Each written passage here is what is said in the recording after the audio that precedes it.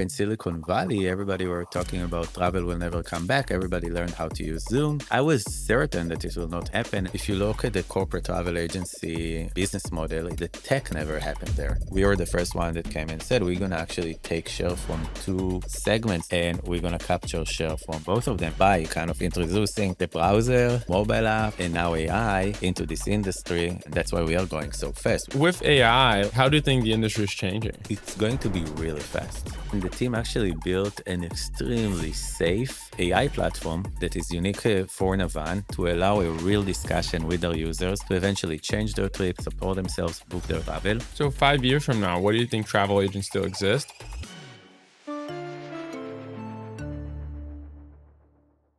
This episode is brought to you by Brex, a brand I'm proud to have co-founded and one that's shaped by the same journey many of you are on. Brex has everything startups and fast-growing companies need to make every dollar count, from modern corporate cards, banking, and treasury, to accounting automation, travel, and expenses. Over 25,000 companies, including DoorDash, Scale AI, and Anthropic, spend smarter using Brex. Welcome to another HD and HD. Today I have here Ariel. He's the founder of Navan. And Navan is one of the largest travel companies in the world, focused on every kind of frequent traveler from business to personal. It was a super exciting conversation, so listen in.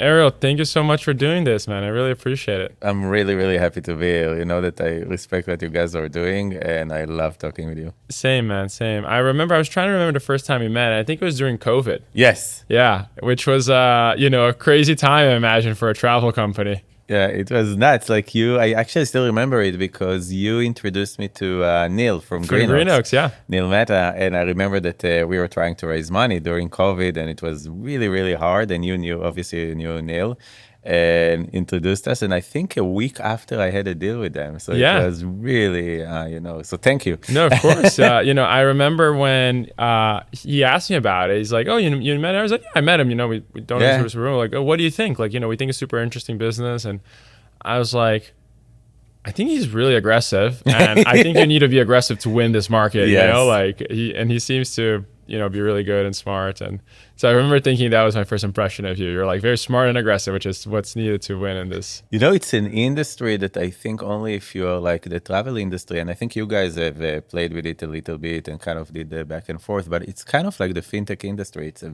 very aggressive industry. A lot of players there that have won it and will not give it up because it's billions or tens of billions of dollars of potential revenue. So totally.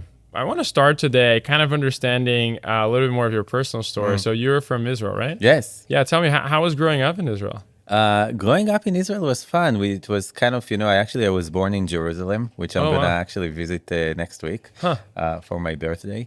And then moved kind of to a fairly small town in kind of the outskirts of Tel Aviv, like 50,000 people, very similar to Palo Alto, actually the same kind of vibe. So you were born in Jerusalem.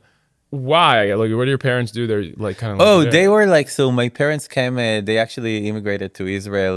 My mother from Morocco and my father from Turkey in the 60s, early 60s. Oh.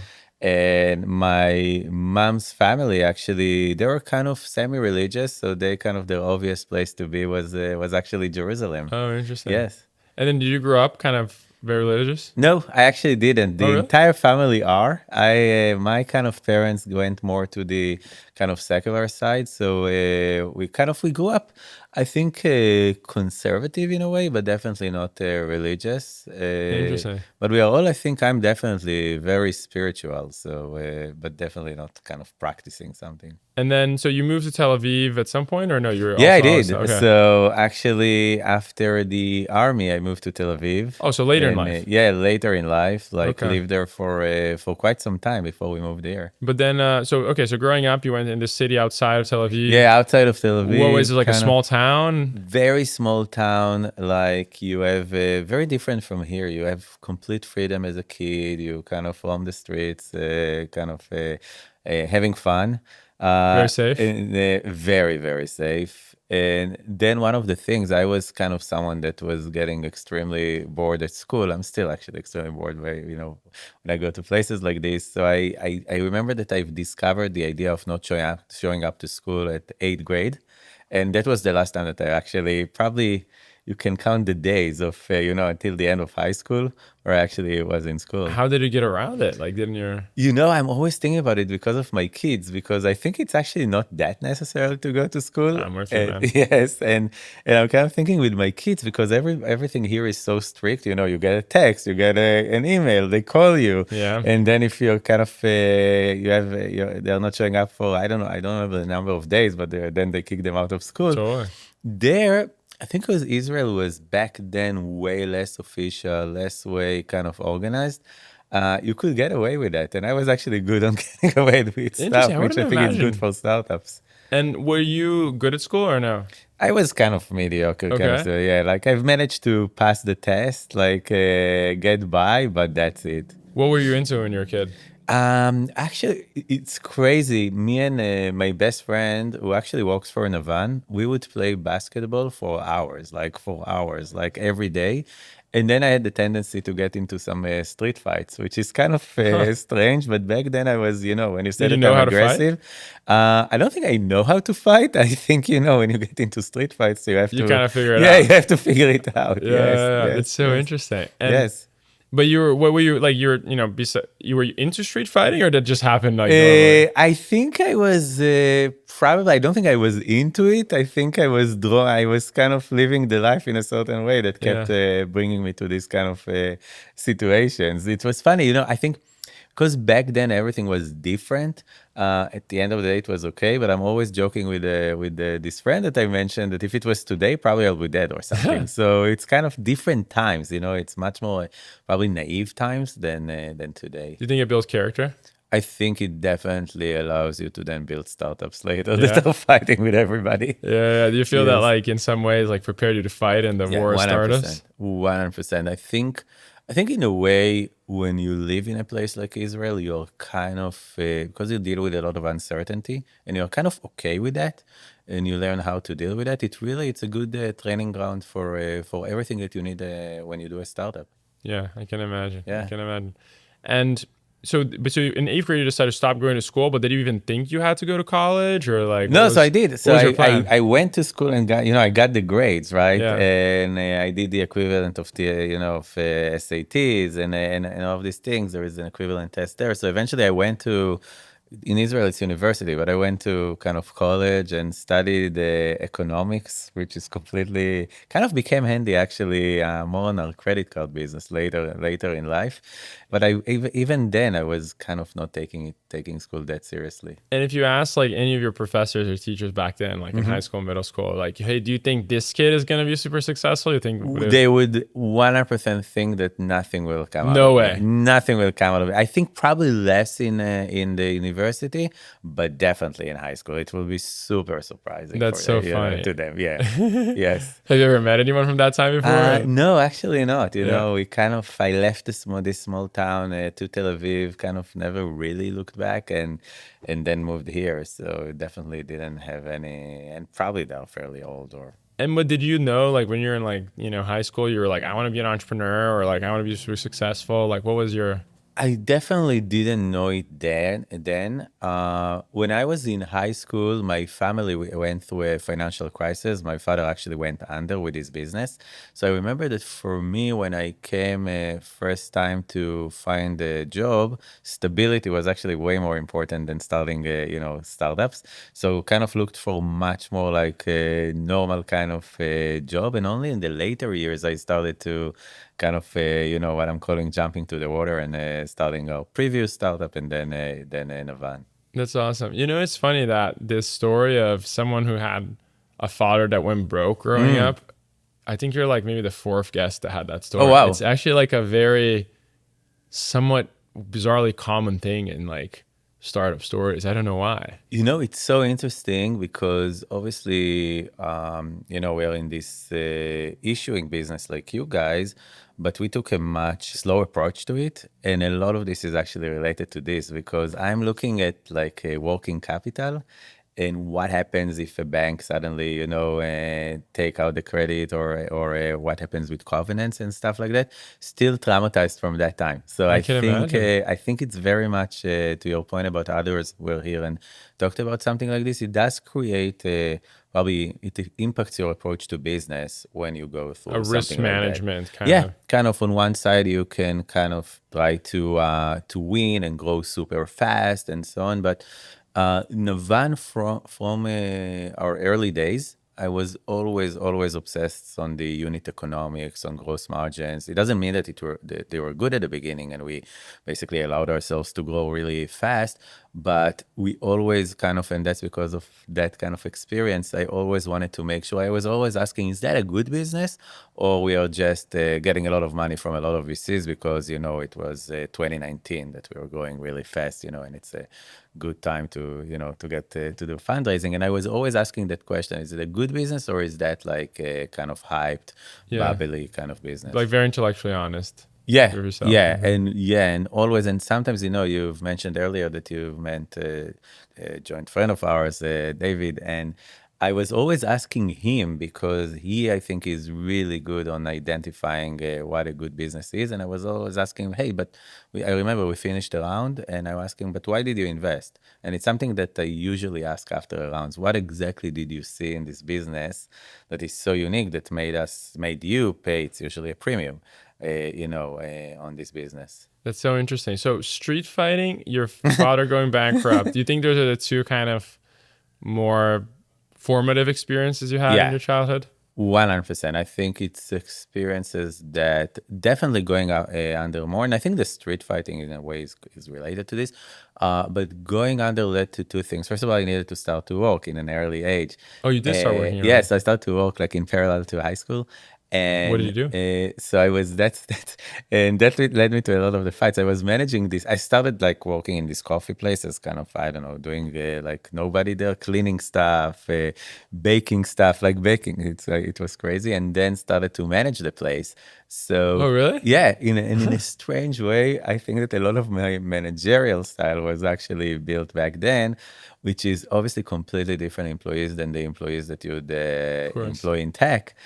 So you need to really, make sure that everything is working well, and everybody are kind of doing their job, and it's very much, I would say, micromanagement when you do something, when you manage a coffee place. So yeah, that's Well, kind but of founder mode is back in vogue now, so yes, like yes, that's more similar. So that's yes. awesome. And why econ? Why did you pick economics in Why college? economics? That's something that I was always more financing. I was always fascinated by. I was always, since I remember myself, even in high school, investing in stocks. The only one interesting thing that I did in high school, I participated in this competition in Israel to kind of. We're building virtually businesses and seeing how it evolves, how the share price of this business evolves. So it was kind of competition between different You know, schools it's and so teams. funny. I'm sorry. Yeah, yeah. This is actually the third time someone else has told me. Really? Yeah, Okay. about like a competition of building businesses in high school and which one gets more for like a Nick from Revolut had the same story. Okay. Yeah. Okay. I mentioned because it's like, It's like a I'm noticing the recipe. common traits in founders, like Yes. that made them people successful. And I think people are interested in that. It's so interesting, this competition. We are in a group from this town that I was part of, and I was kind of leading that group. And throughout the year, we were last place, last place, last place, last place. Last week, we went number one. What? So it's kind of tells you something about the patience that you need To win. to build a business or to win, and how much you can actually. It doesn't mean anything if in a certain, point of time there is, you've been through startups, right? I think it's your second, right? Yeah. And you have this kind of ups and downs. You may go up, but the Totally. reality is that you do a lot of this, The more you go up, the more you down. go down Exactly. after. Yeah. And I think if you know that that's okay, and that was a good experience on kind of building this virtual business. If you know that that's okay, you can go down and down and down, but you're building a lot of foundation. It could be very interesting. What did you learn that you remember from that time doing those? I remember it was kind of a factory, and I still remember the game, right? And there was a lot of dependency that if eventually you get demand, you'll be able to meet this demand. And I think that's something that we've realized early, that to win, you need to create the capacity. Kind of like working capital, Yeah. actually, right? You need to create a capacity. And then if you do that, maybe, from a share price perspective, you're spending a lot of money, right, without a lot of outcome, but eventually, you'll kind of meet demand will come, and then you'll actually win because you can supply it. And I think that was a pretty good thing to realize back then, which tells you a lot about scale, right? Like, how do you scale a business? A lot of people can, I think, build small startups. I had a very small startup before Navan. But how do you make it a real business? How do you make it a real startup? I think it needs a lot of that ability to invest and invest and invest and invest and then going for it. Totally. Yeah, you gotta to do something. Everything that has value in the world is hard, right? Right. And if a lot of things that are hard, you need to aggregate resources to be able to do Yes. it. Yeah. But in college, okay, so you did econ. What were you into in college? Like, what was your college life? Was it fun? I Were was you more actually started. studious? I started to work back then in a startup, and it was in I think 99, 98, 99. Oh, so right in the And startup yeah, yeah, boom, kind of. exactly. Yeah. And it was fun because we actually, in theory, we walked there, but back then in that bubble, you didn't do anything. Like, I remember that I was playing basketball, I was hacking my boss' computer, I was getting into trouble of hacking some other things. Like, it was so much fun until until it ended. Until it ended. Until it Yeah. ended. Yeah. And was Israel already like Yeah. a tech hub back then? Yeah, it's not what it is today. I think, by the way, that startup IPO'd. It was kind of a funny Oh, story of a really? bubble. We IPO'd. What did it do? We were doing we were doing web-based email. Oh, So wow. basically, before Hotmail, Yeah. okay, actually before Gmail, Hotmail was around, and Hotmail in languages was actually our infrastructure, but also back Hotmail was then. my first email too. Okay, yeah, and so if it was if it was in Brazil, it was probably actually our technology Oh, really? because the one in the US was actually an acquisition of Microsoft, Yeah. and all of the others were actually based on the technology of that company. And Microsoft was kind of a big investor in the company and so on. But the funny thing, so remember it, we IPO'd on a $4 million revenue. Wow. Okay, $4 million, and valuation went, like, I think over a few months from half a billion, different times, from half a billion to a billion. Which at On that a time was like insane, It right? was insane. But then, it went pretty much in 2 months to, I think, 4 or 5 cents. Oh, wow. So, like, the share price, like, to nothing. Like, so it was kind of also an interesting thing of, like, living in a bubble. And obviously, I think probably we had another one after '08, but this was like another two. But this was an extreme kind of bubble case with all of the fun of it, and then the crash, and then moving on. And do you think that like when 2021 came Yeah. around, did you pattern match at all to that time?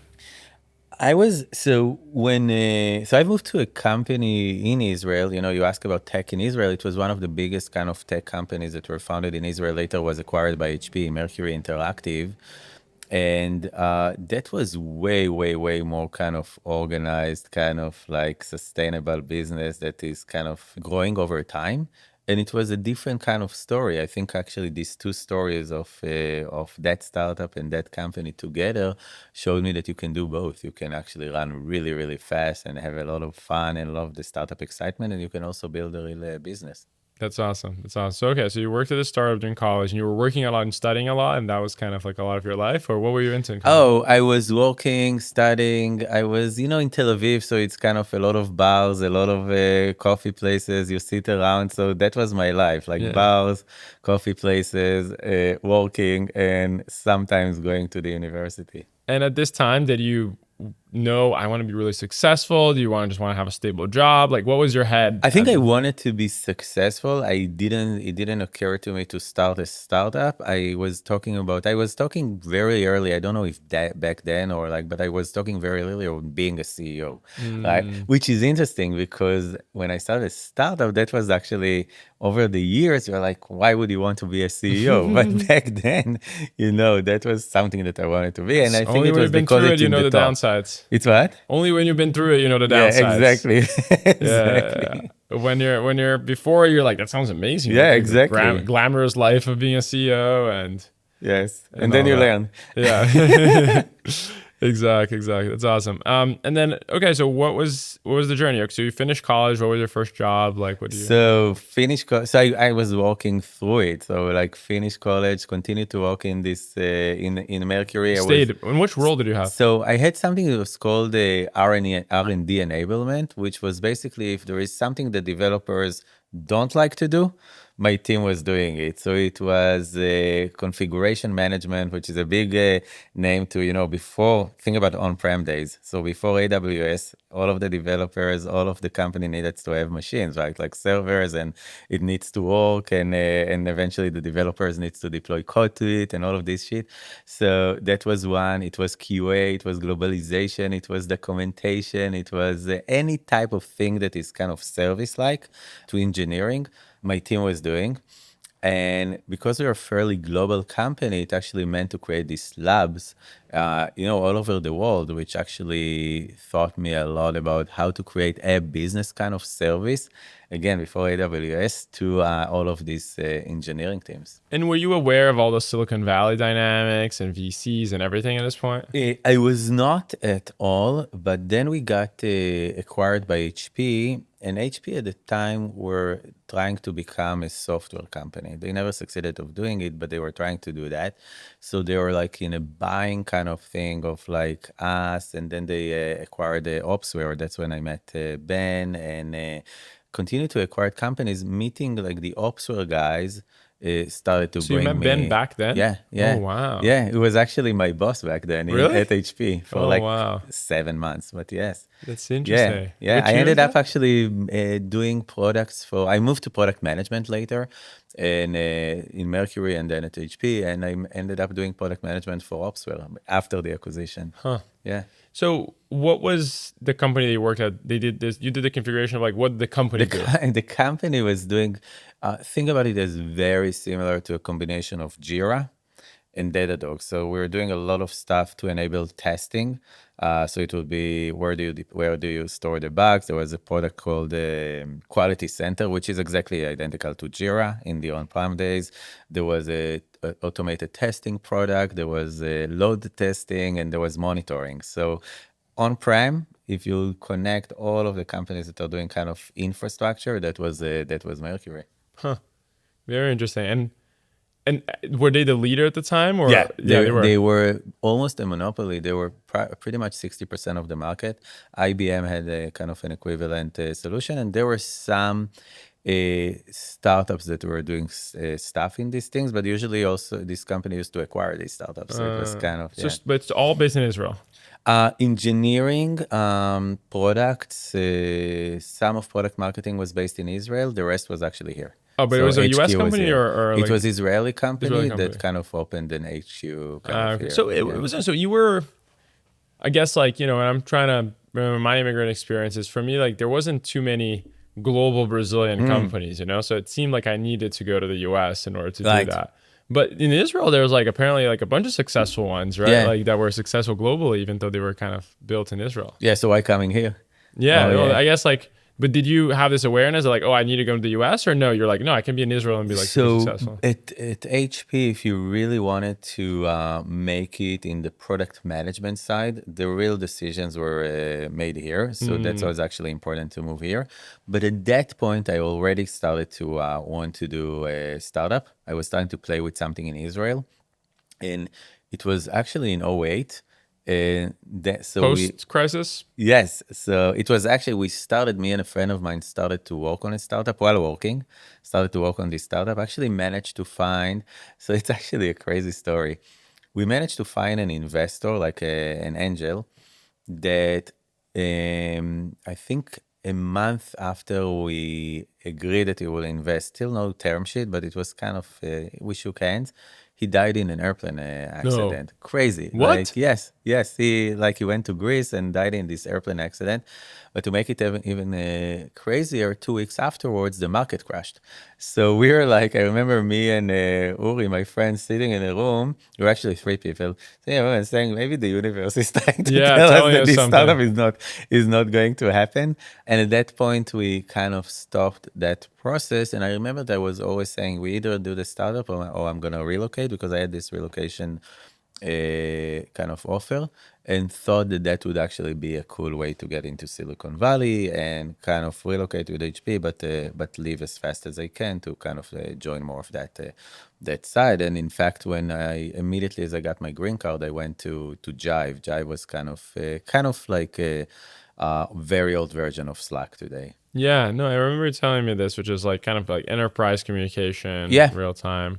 yeah, But then, portal but communication were they kind of. owned by HP or no? You came here for HP and then No, I came to HP and as soon and I left. you were Yeah. like a product manager. Yeah, at that point I was doing products. Yeah, And like, what was doing product at that time? Was it the same thing as doing product today, or was it like kind of the it role? depends on the company. I think in Jive it was very similar to what it is today. At HP, because it's a lot of lines of businesses, you're almost like the CEO of the unit. You're Yeah, almost like you're in charge of the revenue, and you're measured on the revenue, and you're in charge of you're really running the business. So like a that was GM kind of role. yes. So that's much more HP. Which is very different than what you see today in companies. At Jive, it was more of like, this is the product features, users, all of the stuff, the sales team. You need to kind of run between all of them and make it When you're happen. HP, what do you think they did really well that you learned and like took away for other? I think that actually really impacted me and Navan. Their channel thinking is amazing. I actually don't think it's a real tech company. They have some technology that they can push to data centers. And by the way, I'm talking about HP Enterprise. There is obviously the printers and all of these things. It's a completely different company. Oh, But so you were an HP enterprise. exactly, HP, they later split it. So today it's two companies. And HP Enterprise, it's all of the things around data centers is basically managed by them. Their channel was amazing. They would either go through system integrators, partnerships, big partnerships with companies like Microsoft as an example, and others. And the way that they thought about enterprise sales was, this is a team that will sell to JP Morgan. And this is the guy that is in charge of all of these things. And all of these salespeople and all of that are selling different products will kind of channel into that kind of person. So you look at an enterprise account almost like the way that, I don't know, a startup will look at an entire TAM Oh, or interesting. something So like just that. penetrating JP Morgan was like a whole business. Exactly. It's a whole thing. And you start to realize, and I think Salesforce are kind of behaving in the same way. You kind of realize that the channel, the sales team, the enterprise kind of sales process is extremely important, because once you figure this thing out, you can actually do a lot of upsell. You can sell the first product, and then you can sell the second and the third. And even thinking about stuff from a solution perspective, this is the solution today of Navan to a customer. This is like we land with travel, add payments, add expense management, and add VIP, meeting and events. It's stuff that I've actually learned at HP. Oh wow. Yeah, yeah. But like even in product, you were seeing how the sales worked, like 100%. hundred You're percent. there.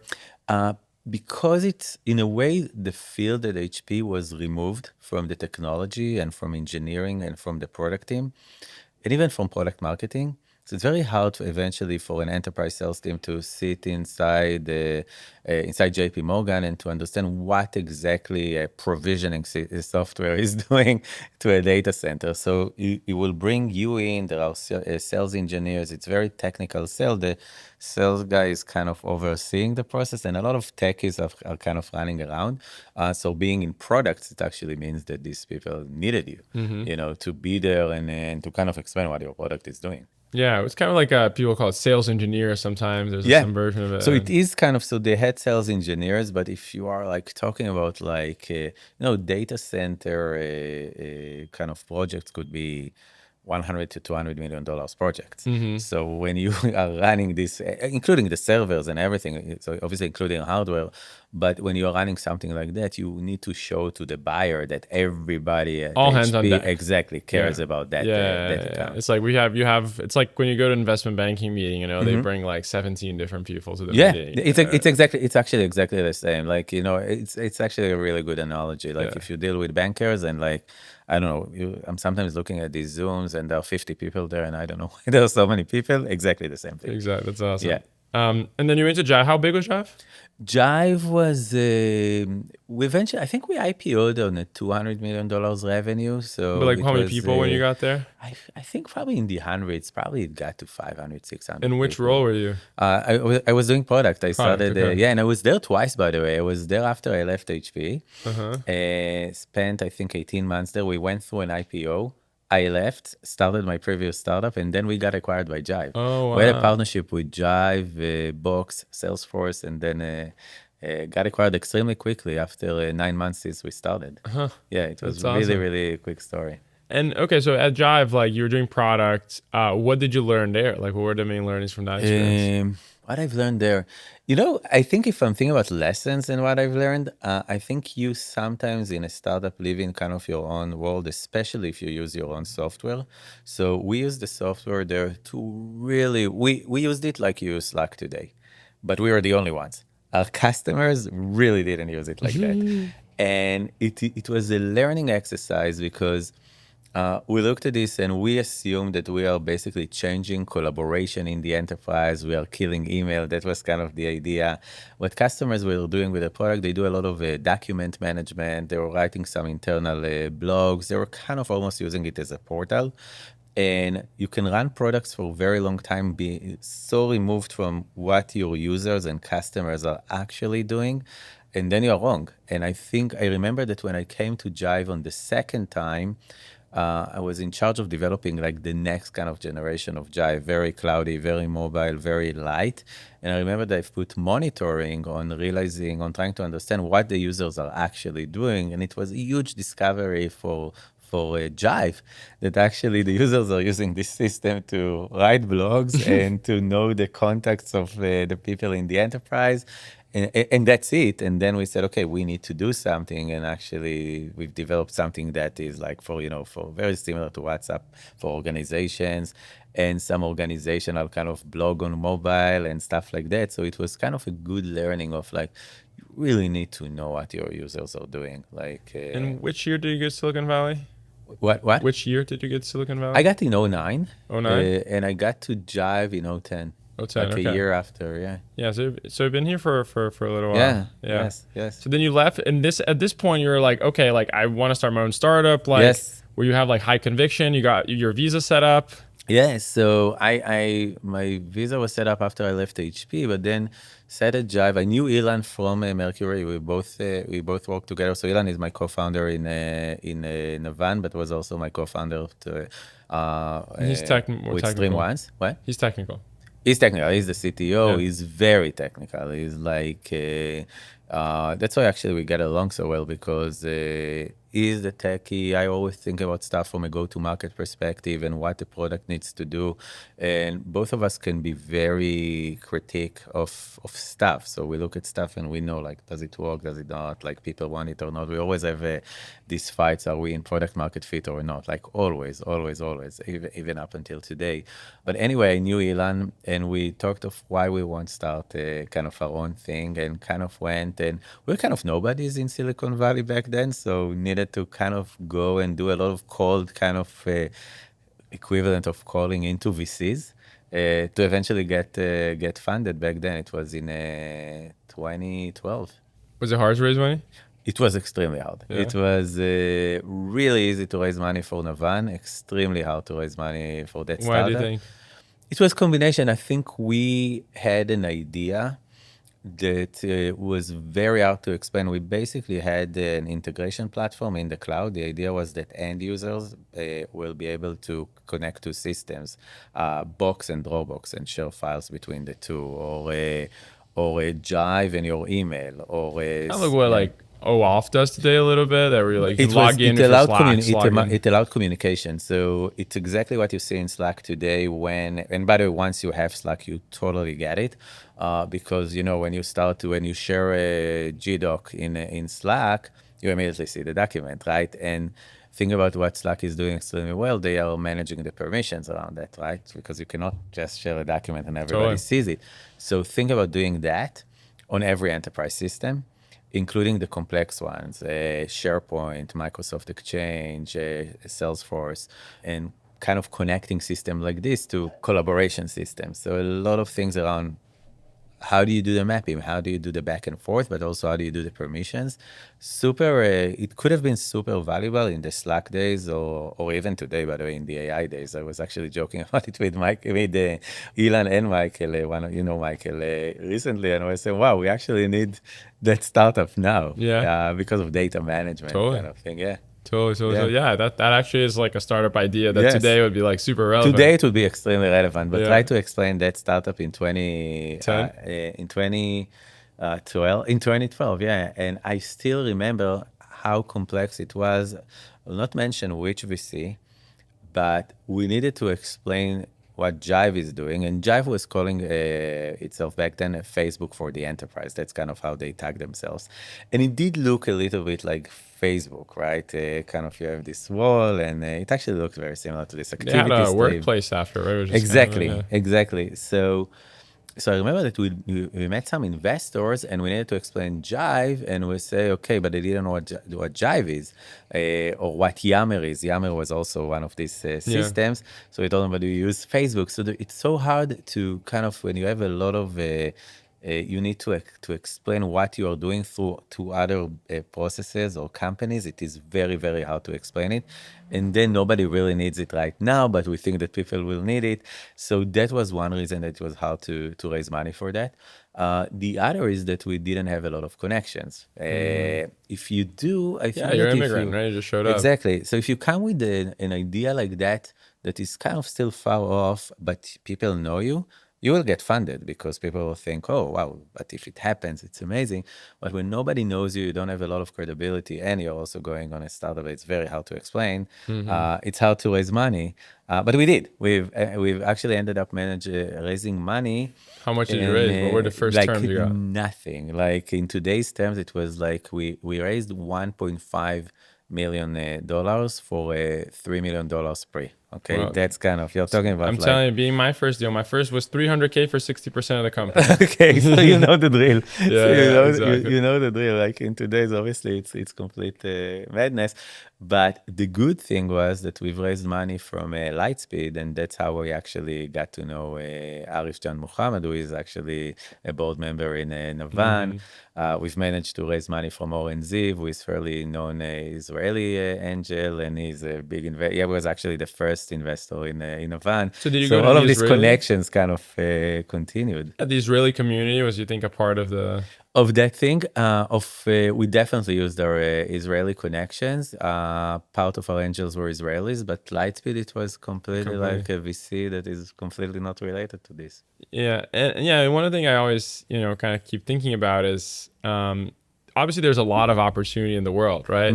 But sometimes there's a set of opportunities that are only available to some people, and another set that are available to other people because of the time that they're available, the experience, and Yeah. etc.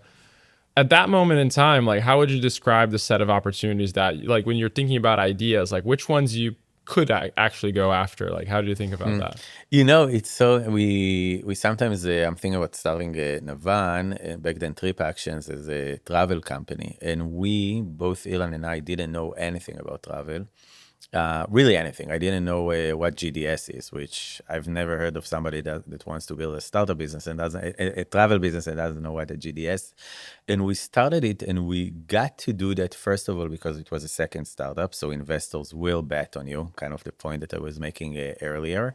But it was way harder because we were not connected at all into the travel industry. So we needed to connect to start to create the connections. And this industry is highly operating based on connections.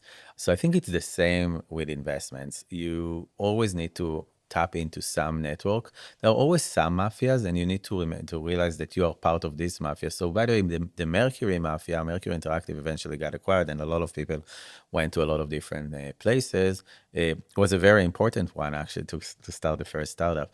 But you always need to ask yourself whether, you should tap into the Israeli Mafia, to the Mercury Mafia. How do you get into the travel kind of business and get yourself part of this industry? I think it's important to be part of some network or few networks, but you can do it by, at the beginning, knocking on the doors, and that's kind of what we did when we were not part of that network or another network. But then you know that like if you knocked on the door of the Israeli mafia, you had a higher chance than the 100%.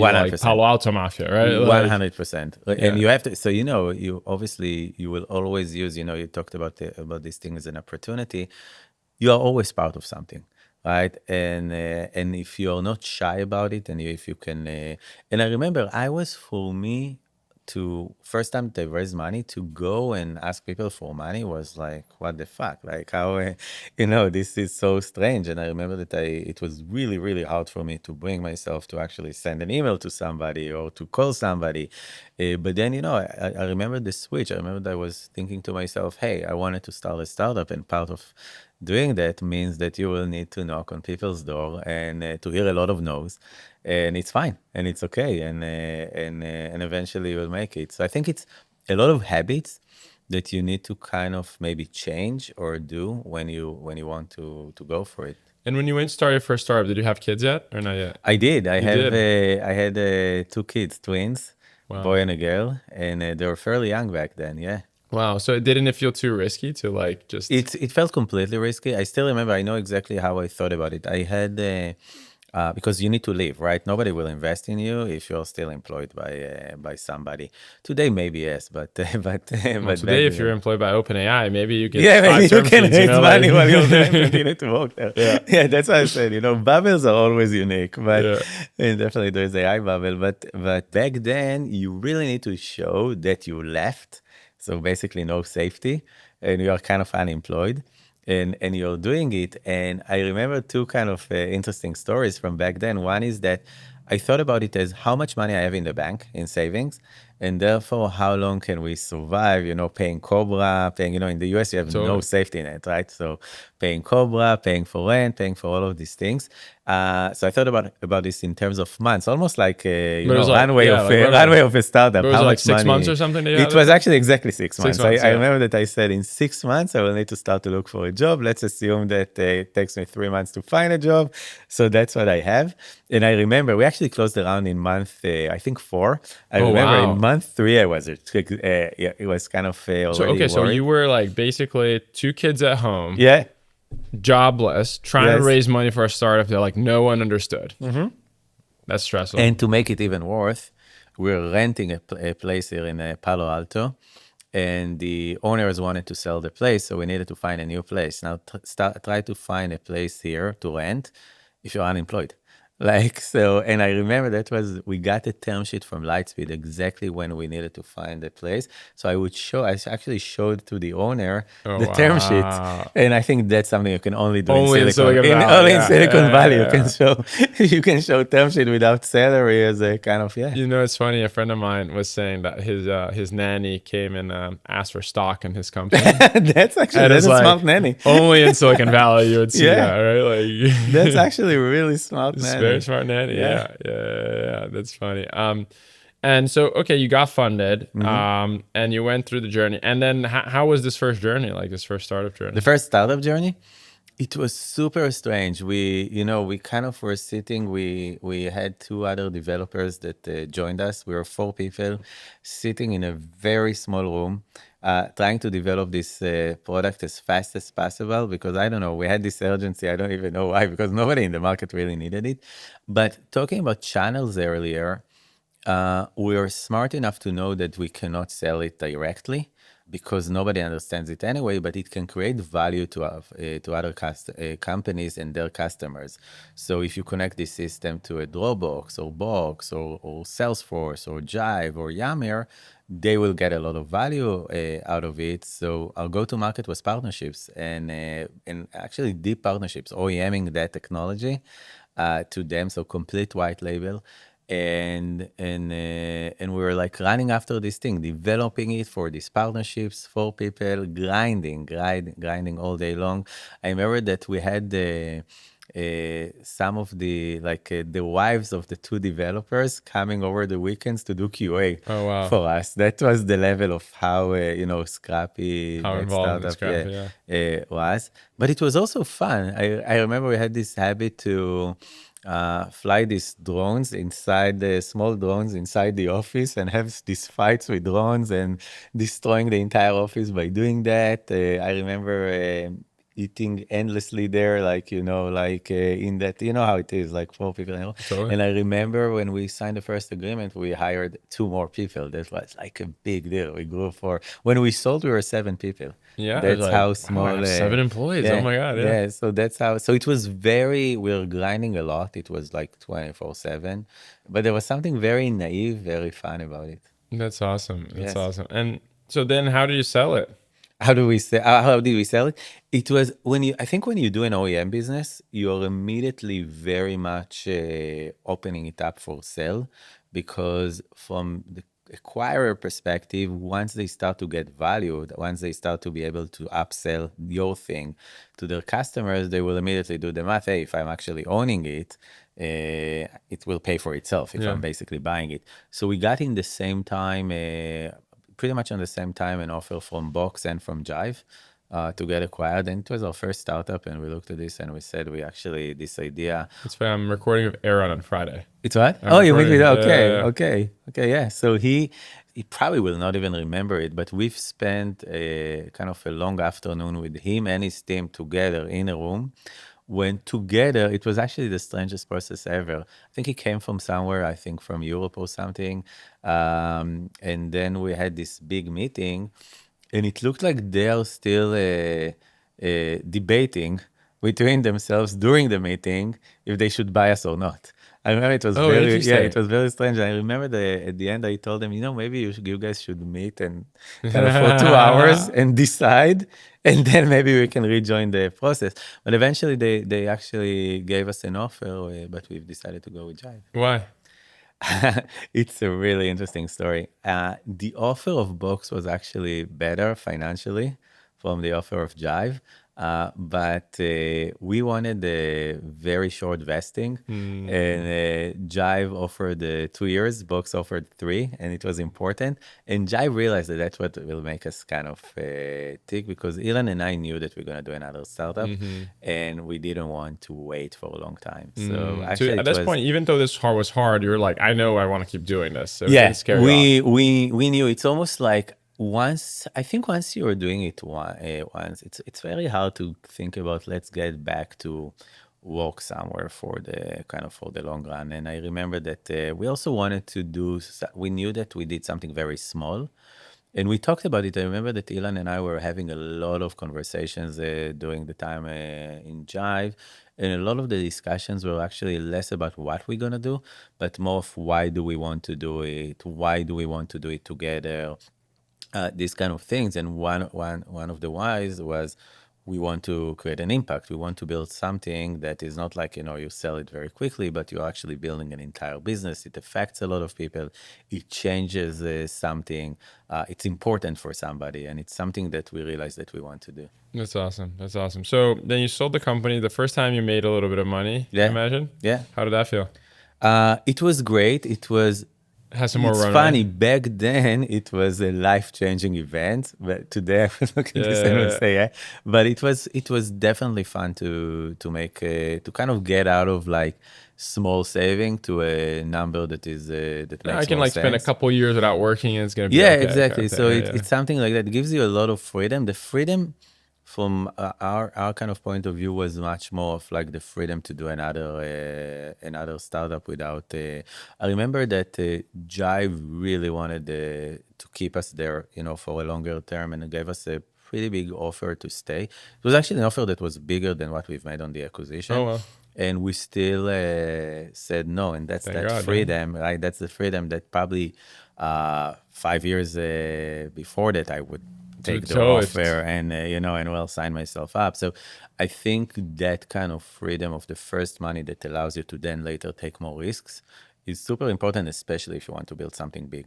Totally. No, I had that same experience when I sold my first company. It wasn't too much money, but I knew I didn't have to worry about a job Right. or anything like that, and that was allows you to take so much more risk. It definitely helps a lot. Yeah, the savings are way more than 6 months, but also, that's the thing, sometimes you get something that you no longer need because it was so easy to raise money for trip actions at Yeah, that point that we actually didn't need that safety. But yeah, that's definitely, yes. totally. But also the Bay Area is probably one of the few places where even though you may have a lot of money for the US in the Bay Area, it always Yeah, feels you're like not always enough, poor right? here. I know. And I think also something with money, and I think you probably went through this process. There's then something that you want, right? There is always something new that you want, and it could be, a thing, or it could be that freedom or that flexibility and so on. And when you didn't have it, you always thought you wouldn't want it, but then once you have it, you're like, oh, wait, I kind of do want it, kind of Yeah, thing. no, And I, yeah, I, I remember that, like, I always thought that a certain amount of money will make me, like, I will never need to work again in my life, and I will be free, and life would be great. I And bet that number obviously, went up over the years. that's exactly, that's my point. Yeah, Yeah, yeah, yeah, yeah, yeah. yeah. Yeah, no, that makes sense. What, did you splurge on anything? Do you remember any like Did I splurge? what? Did you splurge on anything? Meaning like, was there something that's like, oh, now that I sold, I went and bought something that you always wanted I or did. something? It's better. I did, and everything that I bought in that kind of with this kind of thinking. Later, I was saying, why the hell did I What buy it? was it? What tell me So the splurge I you had? bought this sports car That's the it's first actually one. ridiculous, and but Which I'm one would like, you rent? Like it's a an Porsche? Aston Martin. Oh, that's not. It's a Yeah, James Bond car. yeah, exactly, and I still have it, Oh, but really? yeah, but it's kind of it's something that you buy exactly because of kind of I want to, I made it. I want I to, want to reward myself with exactly, the. exactly, Yeah, yeah. exactly. No, that's funny, man. The funny thing is, I think that what I've learned with money, it's what you really get is the freedom. It's like, it's not that thing, this thing, another thing, it's the freedom. And I can see where I'm spending my money now. It would be on stuff that I feel that makes me feel good, that makes me free. It will be much more on traveling to somewhere, on spending really time at that place. Quality I time for like. people you like, and Yeah, exactly. Having the ability to buy gifts to people that you love, like having the ability to just live life in a really good way without limitations, and it's actually really not about owning something. yeah, At least for me. I think that's true for a lot of people. Especially as the years go by, the world is definitely more experience led than stuff led Yes, compared to the past, right? yes. Like things are getting cheaper and cheaper, and the experiences as And well. the experiences are like, if you're having a good experience, eventually time is the only thing that you're kind of losing all the time. And I think you want the experience to be like, wow, I'm there, and that's amazing. And Totally, yeah. totally. And how do you think that like kids kind of impacted your journey along the way? Because I think most founders probably start before they have kids. Yes. How do you think, like, did you think about them a lot? It's like, oh shit, this can't fail because I have my kid. Like, what layer of complexity did they add? Yes, but no. So first of all, but I have three kids. Two of them today are 17, and one is 11. And it's interesting. My younger, I kind of learned that she would be a girl on the day that I sold my previous startup, and Oh I really wow. wanted another girl. So I still remember it, that I was selling the startup, and actually, what I really care about is the outcome of this ultrasound. But I think it's less about the money or the safety net, because there is a point that okay, I'm gonna get a job, right? Or as a second startup, you'll start another startup, right? So it's less about that, but I think you do want your kids to be proud of you. And I think, especially with me and kind of going with my father through, the process of going under, Hmm. it was way more important for me that my kids will never kind of Go through that. see or exactly go through that or see me failing in that kind of aspect. So I think it's actually a factor that helps you to be even more successful, because I don't think it changed dramatically the risk factor. It did on the first startup, but not on the second. But it definitely gave me a lot of motivation to not fuck it up, right? But again, less about the financials, but more of like coming to my kids and telling them, hey, Navan is now, I know sometimes when I remember that when we won the Amazon gaming company, Twitch. Twitch. Yeah, so when we first had a contract with Twitch, I remember that back then my son loved to I Go think on it was Twitch. Fortnite. I think he was actually playing Fortnite, but he totally knew what Twitch is, telling him that they are a customer, or telling my kids right now that TikTok is a very big customer of Biden's, a very big customer of ours. These are the things that you're proud to tell to your kids. Hey, you know that these guys Totally.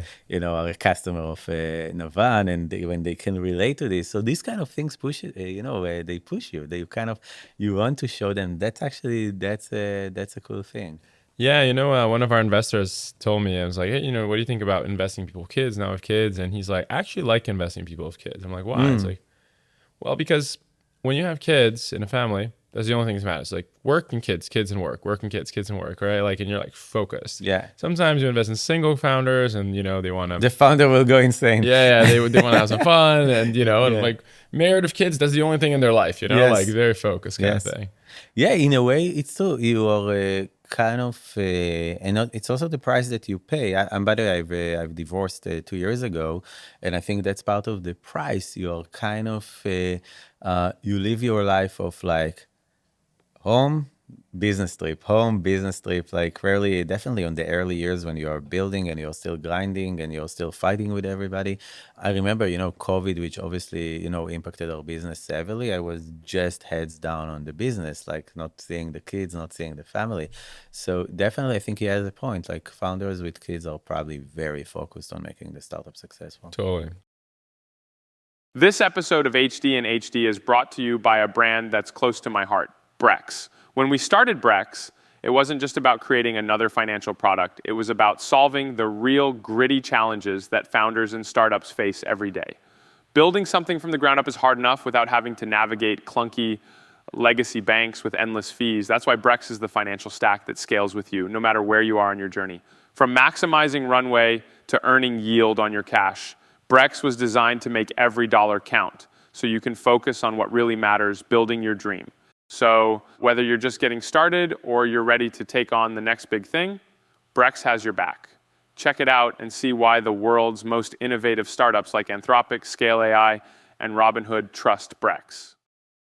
So we're going to get to Trip Action Navan. But there I want to start the story a little bit inverted. Instead of going, maybe talk a little bit about the industry, right? Like the travel industry. Like how did you get to it? Like why did you decide that this was a thing? But now with the benefit of hindsight, right? Like, how do you see the industry today? Like, what are the main players? Like, what matters in this industry, etc. Yeah, first of all, it's we went to this because you asked me why, as users. Like both Ilan and I were running really big teams at HP, then at Jive, like always global, always in different places, and we wanted something better. Like I remember that I was thinking, wow, I'm traveling all the time. I have these statuses everywhere, and I'm still, calling to somebody or emailing to somebody. And if I'm in an airport, I'm kind of with myself. And even, I had EAs and stuff like this, but you're kind of sometimes in the airport kind of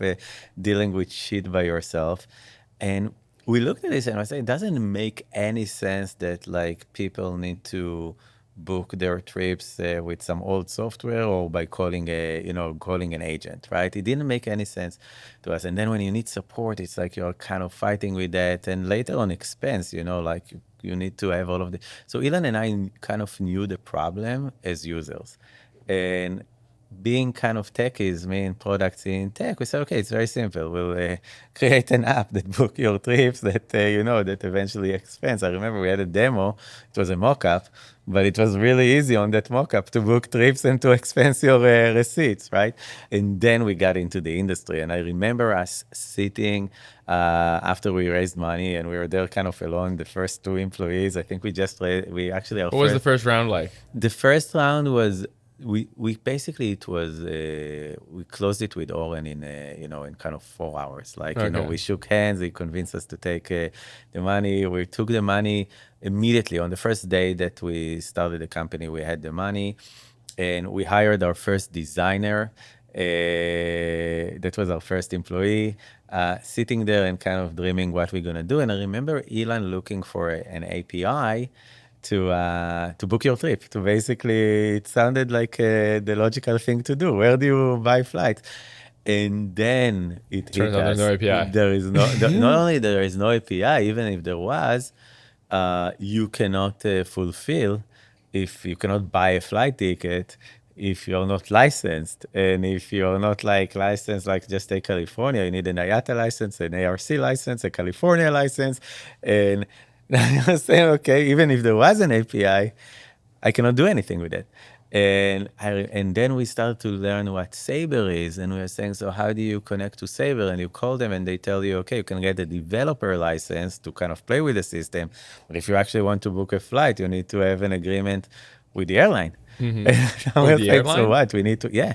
So now we need an agreement with every airline, and it's called a plate. You need basically, so you can fulfill stuff through Sabre if you have a Sabre agreement, but once you are licensed, if you actually also want to make money, you better have an agreement with United and Delta and American Airlines, and you can repeat the same process with everybody everywhere in the world, and then you repeat with hotels and so on. So you start to realize, wow, this is actually a supply chain issue. If you want to be in this industry, you eventually need to find the APIs, and Sabre do have APIs, but you then need to have agreements with everybody.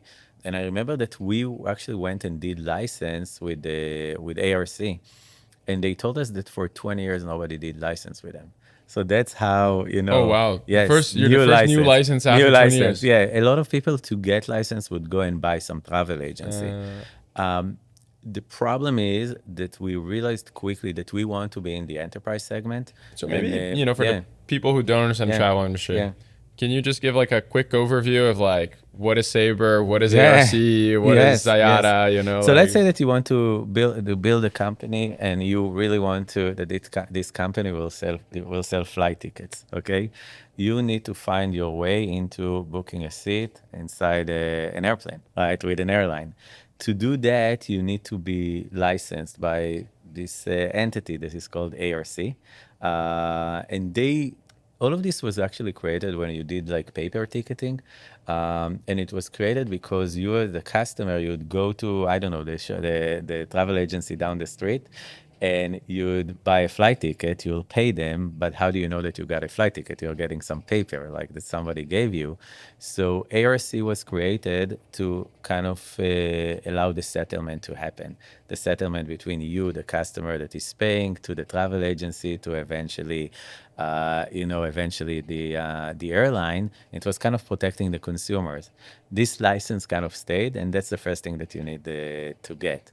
Then you need an IATA license, which is kind of the same thing, and you may have some local license because somebody decided that to sell in that state, you also need a license. Okay, there's no real reason for that, but it's part of the process. So now you have all how selling tickets is so regulated. Yeah, no, who would have thought? it is, but it's actually getting worse. So now you have that.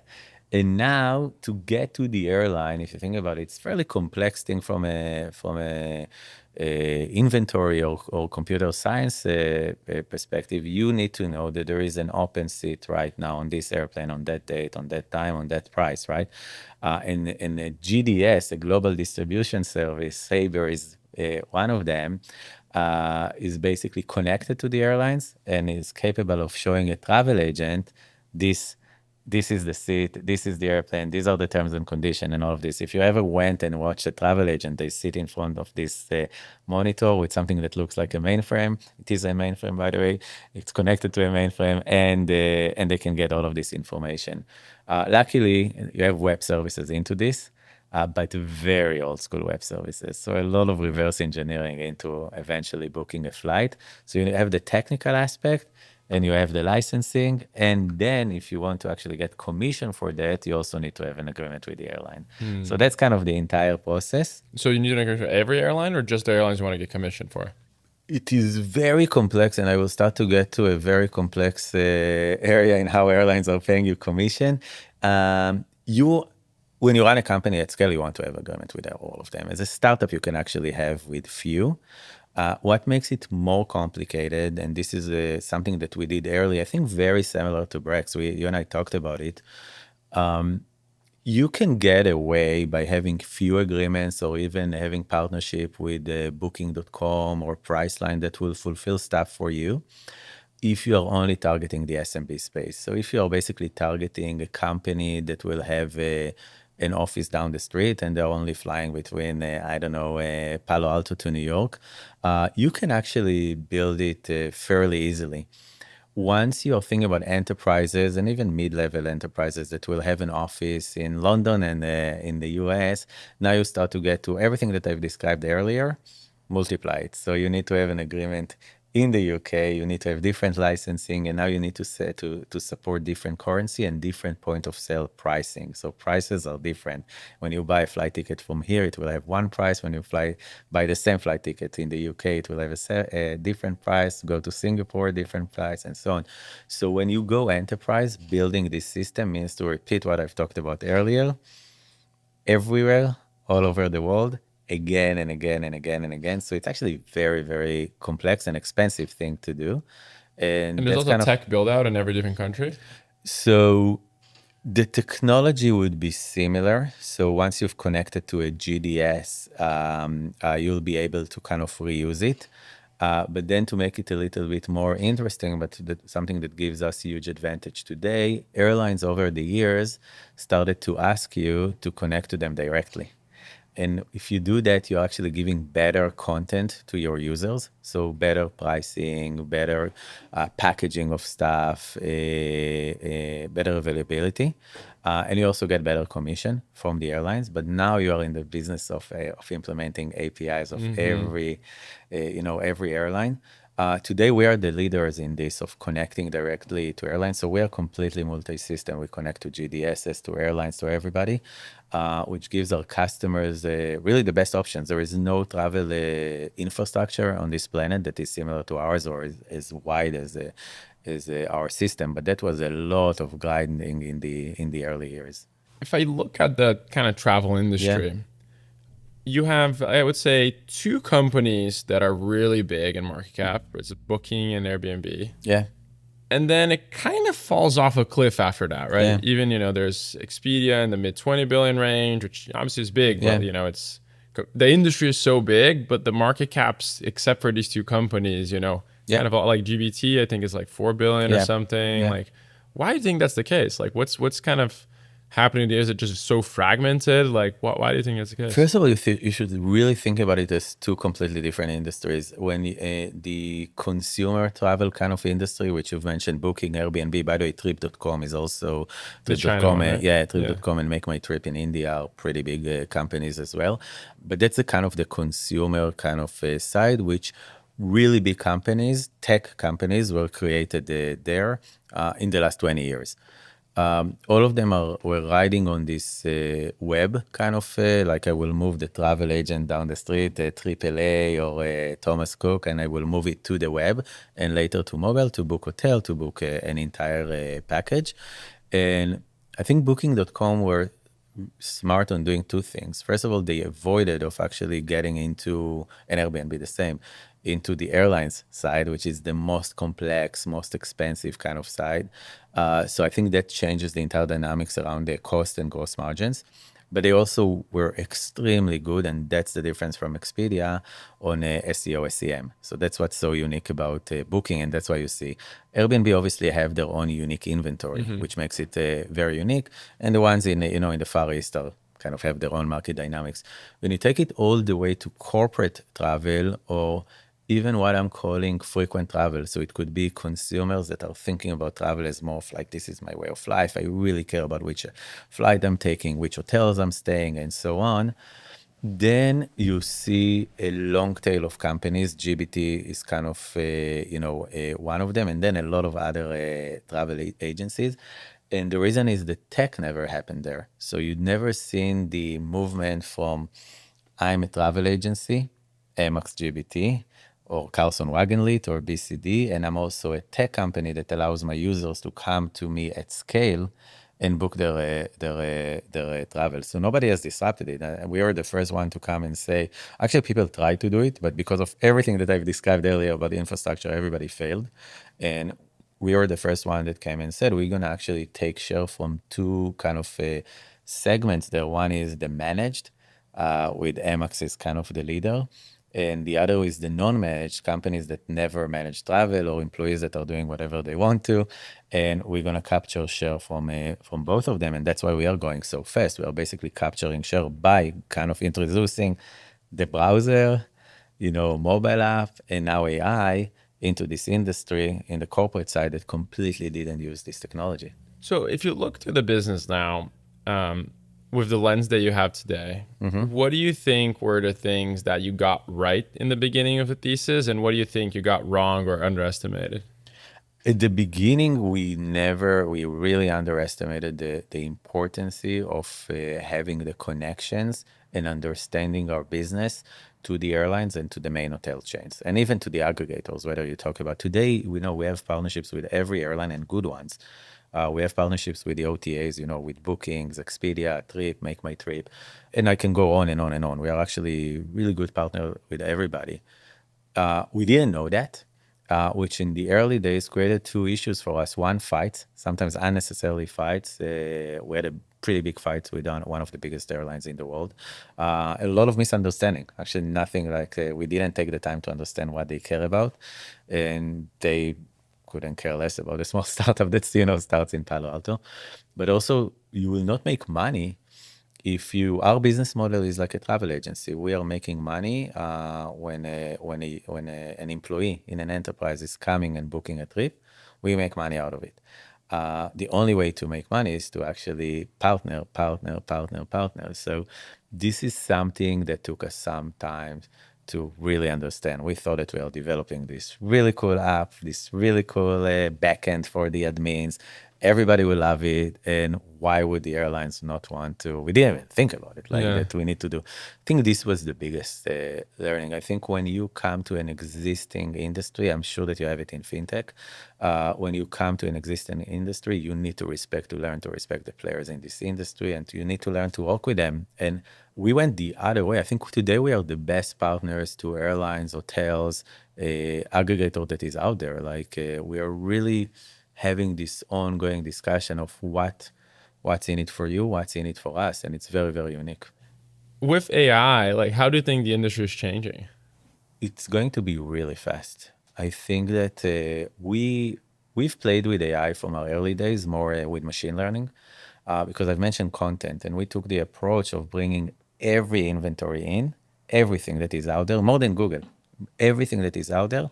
But then you need to make some sense out of it, because if not, you'll have like endless amount of content. So we use machine learning to prioritize the stuff for you. We use machine learning to save money for companies. So we had the team. That's why we were lucky. We had the team that could actually then move to Gen AI. And Ilan and the team built this platform. We call it Navan Cognition, which was our approach to eventually have a good discussion, have the ability to have a good discussion between us and the user. And when I'm saying good discussion, early day when we implemented Gen AI for the purpose of support, you want to change your trip, you're stuck in the airport, something like that. We've got hallucinations on the level of the bot will tell the users, okay, here is a number of a travel agency to change your flight, stuff like that. So Ilan and the team actually built an extremely safe AI platform, right, that is unique for Navan, to allow a real discussion with their users to eventually change their trip, support themselves, book their travel. Planning will be completely different. On the go will be completely different. What happens when you come back will be completely different. So 5 years from now, do you think travel agents still exist, or like what's happening with the actual travel agent? I think the travel agents will be there for a reason. I think there is a segment that is called VIP. We've done a pretty big acquisition around that, Reed and Mackay. We've done it during COVID. And the willingness to pay there means booking fees is really high. And the users there, whether are EAs of CEOs, whether are execs, whether are frequent travelers that really care, the use case there is, I want you to take care of me. I want to go there. It's kind of what I've described with AI. So it's the same use case. I want to go to London, but do it for me. And I think that people that are willing to take this service are expecting something else. They're expecting the white glove. They don't want to talk with a bot. They want to talk with a human being, and they want that person to take care of them. So I think this will stay. We think that person will use a bunch of AI to. I think so. So I think the infrastructure will change. We actually announced yesterday that Nina, who she used to be our COO, she relocated to London, and she became the CEO of Reed & Mackay. Oh, well. One of the reasons for us is also infrastructure related. How do we connect the two infrastructures? And then I think that the people that are using our VIP services will still talk with an agent, but this agent will use a lot of internal tools that we have today to make your trip really a really good one. Which in practice will mean that it's AI. yeah. It will be at the front end, but like instead of me having to book stuff or like do all these things manually, there's going to be an AI doing so. One agent is probably going to be able to handle so many more. I think that what you're going to get is a lot of specialized agents that are really, first of all, really good at service, but also maybe they know something about a location. Maybe they know if I want to, to plan my trips to, I don't know, to the Far East, they will be experts of, but you need to see this, you need to do that. And again, AI can do that. But that's where I think these agents trust will their use taste, to. right? Like in some way. I think it's taste. I think also don't underestimate generations. Like, I even see it, like we see it in a mobile versus web. Who will book everybody will get support on mobile. Like, you are on the road, it's on mobile. But who is booking the trip on the web versus who is booking the trip on a mobile app? And it's completely age related. So the same thing will happen, I guess, with AI. Yeah. And so what do you think is going to happen? Meaning, like, obviously there's the kind of big, corporate travel agents, AmexGBT, BCD, etc. Well, obviously with AI, the cost of everything and servicing these customers is going to go down a ton, I imagine, right? Or if it hasn't happened yet already. What do you think happens with the market structure? Do you think it becomes cheaper for the corporations? Do you think all these companies just become way more profitable? Do you think, how do you think that the change in cost structure in the industry is going to impact the industry? I think that the providers of this industry, the travel agencies, will need to go through a technology transformation, which they didn't do they just didn't do it. And there is a business reason for that. If you look at the travel agency, on a corporate travel agency, what the industry called TMC, travel management company business model, it's kind of a cost plus business model. I'm getting commission, but I'm also charging you booking fee, and I'm doing it every time that you contact me. And I'm doing it with a margin, right? So I don't have a real incentive or urgency to wake up in the morning and automate something. So therefore, you go and look at how many agents Amex are employing. It's 19,000 agents.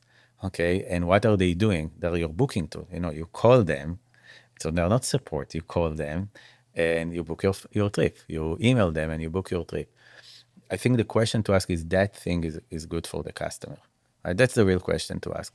Is it good for this travel agency? Yes. There are a lot of reasons why it's good for the travel agency. Part of this related to maximize commission. Part of this related to, I don't need to develop. I don't need to move to something else. The market is okay with that. But doesn't the company care that they're spending so much money on commissions? But if you don't have competition, and don't forget that Navan is the first company that showed up and basically presented, okay, there is an online way to doing it.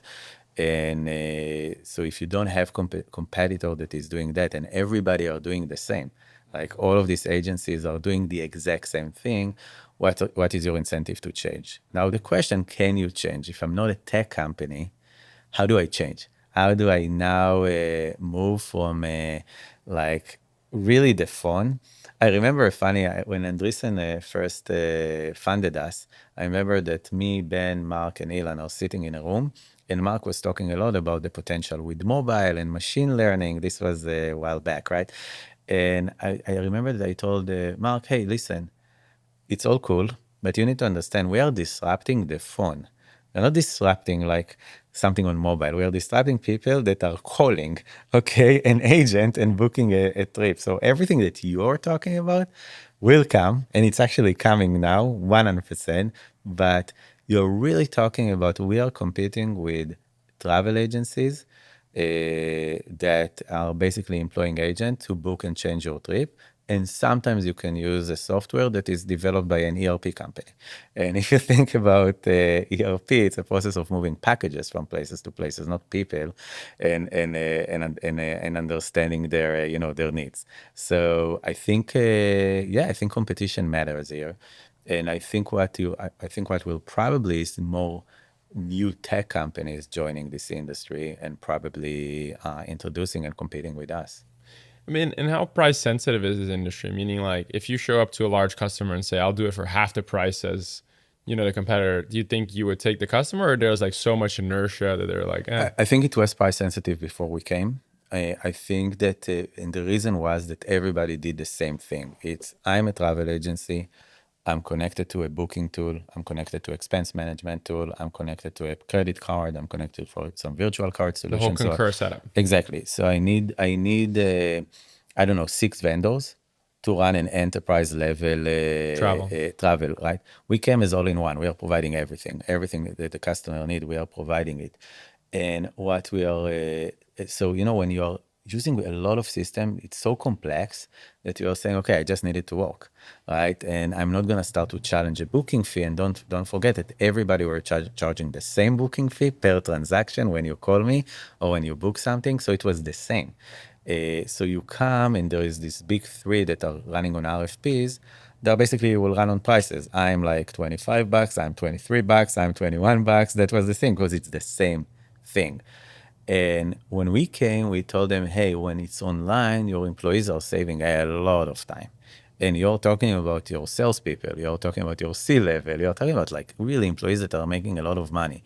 So, so is the thing that you want to deal with right now is a booking fee of $21 bucks or $23. We did another thing. We are not doing we're taking one-time fee per trip. So we are not doing this idea of every time that you contact me, you're gonna pay me. Why it's important? First of all, it's much more simplified for the customer and much more transparent. But also put a burden on us to keep improving. Yeah, to be more efficient. Exactly, you have to be more efficient. Who is enjoying this efficiency? Both sides. The customer. Efficiency means the average time to book a trip on Navan is 6 minutes. So efficiency means I'm not wasting my employees' time. So these kind of things is creating so much value to the customer. Add to this that the system is designed to save money, not on a booking fee, but on the actual price of the trip.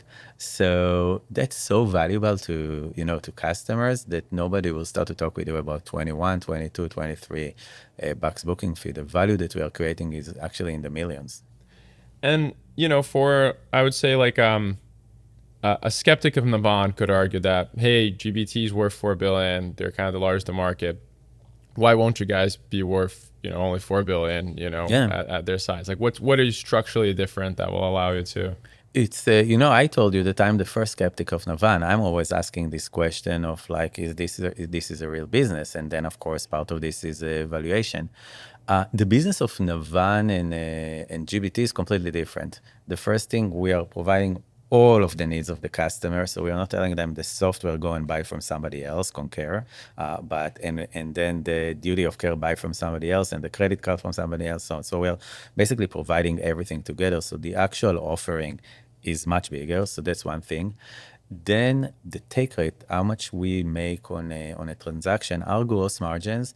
I cannot mention numbers right now because of some limitations, but it's okay. No numbers, there's more. But our gross margins are significantly, very soon you'll know, are significantly bigger than Amex. Means that you're talking about a completely different business. This is a digital business versus I'm a travel agency. And the third thing, our growth rate is completely different. So if you we make significantly more money on every transaction. Our growth rate is really high and the business is the entire thing. It's just not the same business. So like your ACV is much higher. because you're stickier because you're also the booking tool and everything. You're not Exactly. kind of the Concur that you can change the travel in And the you make VM, more but money because there is several systems in totally, it. Yeah. you're charging for both, Yeah. and you have way more automation, so your gross margin are higher, and you grow higher. So you think long term you're going to be a much higher margin business than these businesses are today. kind of thing. That's kind of what we are doing. So we are thinking about it like Amazon. You have this business, and then you add another need of travel, and another need of travel, and another need of travel. It's just endless. Completely different businesses. It's like, I don't know, comparing Amazon back then in To, 99 like, to, Walmart. I don't know, to, or even worse, to some bookstore. Seriously, yeah, Right? they're Exactly. sure, like to like whatever. Yeah. So the comparison Barnes is and kind of the Nobles. same, exactly, Barnes and Nobles, Yeah. right? I forgot the name. And the good news for us, investors totally get it. That's great. Yeah. That's awesome. So looking back at the story now, when you think about the street fighting, when were the moments in the journey that you felt the most similar to when you felt when kind of you're like street fighting when you're a Oh, kid? definitely when we had this dispute with this airline. Oh, really? Yeah, so So give us some Carl. You don't need to say who the airline is. But yeah, just I tell will us a not say little which. bit. I will Yeah. definitely not say which airline. Yeah. I'll tell you after. But we basically overnight, a certain airline came to us and told us, "Hey, we don't want you to book flights on our airplanes, right? For your But customers why now." wouldn't they want you? So we didn't know why. I think they viewed system like ours a system that are commoditizing the airlines, and there is a reason for that. So does every other travel agency in the world, right? Okay, so think about it. OTAs, in a way, are actually doing it, right? Yeah. And airlines don't like it. Yeah. That's why OTAs are not making a lot of commissions from airlines, Yeah. right? So that's Mostly hotels, something right? that happened. Exactly, it's mostly hotels. In the corporate space, there is still very strong relationship between the airlines and the TMCs. And for an airline, if you kind of dumb down their content of this is first class, this is business class, this is coach, it's actually really commoditizing them because you're treating everything as the same way. And you know that, I don't know, let's take two extreme. Emirates and EasyJet are not the same, right? So you cannot dumb it down to a list, No. of here is an airplane, here is a seat, right? You have to show how this thing look like, how the first class on this airline looks like. Emirates first class is definitely a different experience than Alaska first class. But like, Exactly. Yeah. So, and by the way, it will come with different prices and Very so on. different So prices, the too. airlines will come and say, I want you to show our content on a shelf like it is on a store, that the user will be able to kind of not think about it. Everything is the same first class, everything is the same business I class. understand the difference. But exactly, and if you go to an airline website, an airline website will do it, right? The Yeah. airline website will show you, this is a picture of my suite, or this is a picture of my cabin, or there is a door here, right? And so on. And airlines are actually really good on pricing it to the level of different airplanes, like, 380 versus the 777. I'm flying a lot to London, and BA has a business class on their 777 that is completely different than the Yes. one on the Very different. So- Especially if you're tall, you would notice the difference. Exactly, and one has a door, and the other one does not have a door. So if you're an airline, you don't want this thing to a system Commoditized. to call it business class on British Airways. You want to show it, the picture, Yeah. what the difference is, and so on. So that was the issue of that airline, that we are basically dumbing down their content, and we are doing it in an area that it was not done before, basically corporate travel. Now, and nobody thinks about Concur as a lot of people booking their business class through it, right? So they didn't care about that. They know that Why not? because people are not doing it. People that are really serious about travel will contact the agents, will completely So they don't bypass. book. They They will not do it on Concur because Concur, if you've ever used it, I guess that you've never used it in your I've life. used it for the sake of competitive research, but not. So, so if you ever use Concur, I've actually used Concur in my past. It is like an ERP system. It's more about the approval. It's more about the process. You'll see the content, and not everything will be there, and definitely not a description of what exactly you are buying. So it's very, very different. But if that's the case, if I'm a real user that really care about travel, I will actually go and contact the agent or send an email to the agent. That's how this thing. And we are the first one that are coming and saying, okay, we're gonna book it like it was an Expedia. Talking with that airline, we actually realized that we don't have an issue. We are a tech company. We would love to create much more visibility to the users of what are the differences. Today in Navan, it's called a next generation storefront. Today in Navan, when you get in, you have this table that is designed to compare the various airlines and give you this almost metric kind of thing. This is a price. This is what you're going to get. You double click on it. You see the picture of the seat that you're going to sit on. You're going to see the various prices and why there is a difference in a price. So it's very unique. It's something that we've developed. Very hard to develop something like this on top of a GDS back then. But we were really pioneering it, and we've done it through a discussion with that specific airline. Oh, wow. To get there, it took us some time. Like there was, a lot of street fight around and a lot of misunderstandings. Today, actually, this airline is our actually best partner. Oh, wow. But back then, a lot of misunderstanding, a lot of street fighting. Definitely was a time that I was very worried about. Like, will Navan even be, get to be a company? So that was definitely that kind of thing. And what about tell me about COVID? Like, what was it how did it feel when travel just stopped? It was very, on one side, very scary. In hindsight, it changed Navan and for the better. Like we've opened all of these new businesses, payment and expense, VIP, consumer travel. We are offering in the system. Users can actually use Navan for their own personal trips. They're using rewards, Navan rewards, when they decide to save company money. And every time that they do that, they get rewards from us, and later they can buy their personal trips through our system. Again, it launched during COVID. So in hindsight, it was actually really good for Navan. Started the company in 15, mid 15, launched it in 17 to the market. So we were going extremely fast. And you know that when you grow fast, it means that you also burn a lot of cash, right? And if overnight your entire revenue disappears, and it went to negative because you need to pay some of the money back and so on. Our burn rate was, I think it jumped to $30 million a month, like But, overnight. You're not the only one, right? At the same time, every single travel company, though, I think Right. some of the best deals ever made in terms of risk reward were lending money to travel companies during COVID. 100%. Airbnb had pretty big deal. Insane deal. That was like one of the best deals that. Yeah, we did a deal with Greenox, with Neil, which is a convert with a lot of penalty, on the time that, and by the way, it's a debt kind of deal, so it's very protected, right?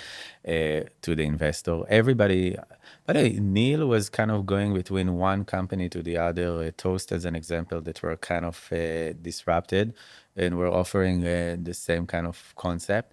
But he did it, like the ability also to take money, because I remember in Silicon Valley, everybody were talking about travel will never come back. Everybody learned how to use Zoom.